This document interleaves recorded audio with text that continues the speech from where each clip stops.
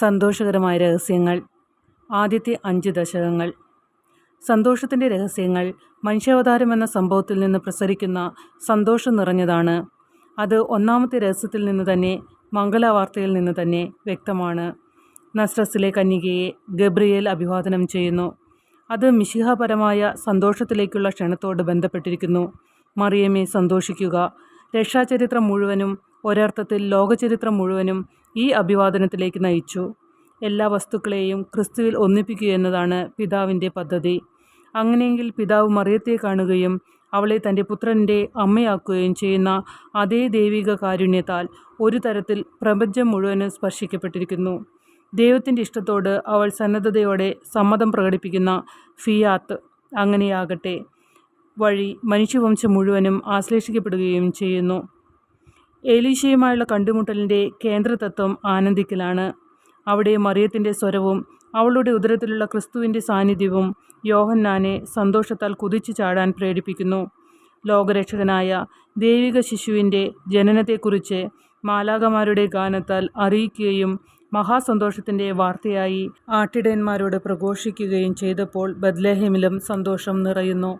അവസാനത്തെ 2 രഹസ്യങ്ങൾ സന്തോഷത്തിൻ്റെ ഈ അന്തരീക്ഷം നിലനിർത്തിക്കൊണ്ട് തന്നെ വരാനുള്ള നാടകത്തെ സൂചിപ്പിക്കുന്നു. ദേവാലയത്തിലെ കാഴ്ചവെക്കൽ ശിശുവിൻ്റെ സമർപ്പണത്തിലുള്ള സന്തോഷവും വൃദ്ധനായ ശിമയോൻ്റെ ആനന്ദവും മാത്രമല്ല പ്രകടമാകുന്നത്, അതൊരു പ്രവചനത്തെ രേഖപ്പെടുത്തുക കൂടി ചെയ്യുന്നു. ക്രിസ്തു ഇസ്രായേലിന് വൈരുദ്ധ്യത്തിൻ്റെ അടയാളമായിരിക്കുന്നുവെന്നും അവിടുത്തെ അമ്മയുടെ ഹൃദയത്തെ ഒരു വാൾ കുത്തിപ്പിളർക്കുമെന്നാണ് ആ പ്രവചനം.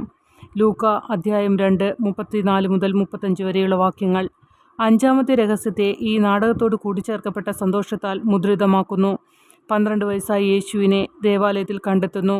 അവിടെ അവിടുന്ന് തൻ്റെ ദൈവിക ജ്ഞാനത്തിൽ കാണപ്പെടുന്നു, കേൾക്കുകയും ചോദ്യങ്ങൾ ചോദിക്കുകയും ചെയ്യുന്നു. അവിടുന്ന് ഫലത്തിൽ പഠിപ്പിക്കുന്നവൻ ആയിക്കഴിഞ്ഞു. പിതാവിൻ്റെ കാര്യങ്ങളിൽ പൂർണ്ണമായി സമർപ്പിതനായ പുത്രൻ എന്ന നിലയിലുള്ള അവിടുത്തെ ഈ രഹസ്യത്തിൻ്റെ വെളിവാക്കൽ സുവിശേഷത്തിൻ്റെ മൗലിക സ്വഭാവത്തെ പ്രഘോഷിക്കുന്നു. അതനുസരിച്ച് ഏറ്റവും അടുത്ത മാനുഷിക ബന്ധം പോലും ദൈവരാജ്യത്തിൻ്റെ ഉപാധിയറ്റ ആവശ്യങ്ങളാൽ വെല്ലുവിളിക്കപ്പെടുന്നു. ഭീതിയും ആകുലതയും നിറഞ്ഞ മറിയത്തിനും ഔസേപ്പിനും അവിടുത്തെ വാക്കുകൾ മനസ്സിലായില്ല. ലൂക്ക അധ്യായം 5 വാക്യങ്ങൾ 50. അങ്ങനെ സന്തോഷകരമായ രഹസ്യങ്ങളെപ്പറ്റി ധ്യാനിക്കുക എന്നത് ക്രൈസ്തവ സന്തോഷത്തിൻ്റെ പരമമായ കാരണങ്ങളിലേക്കും അഗാധമായ അർത്ഥത്തിലേക്കും പ്രവേശിക്കുക എന്നതാണ്.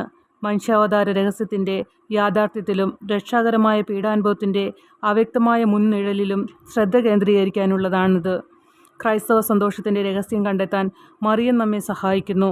ക്രിസ്തുമതം പ്രഥമവും പ്രധാനവുമായി എവാഞ്ചലിയോൺ സദ്വാർത്ത ആണെന്ന് ഓർമ്മിപ്പിച്ചുകൊണ്ട് അങ്ങനെ ചെയ്യുന്നു.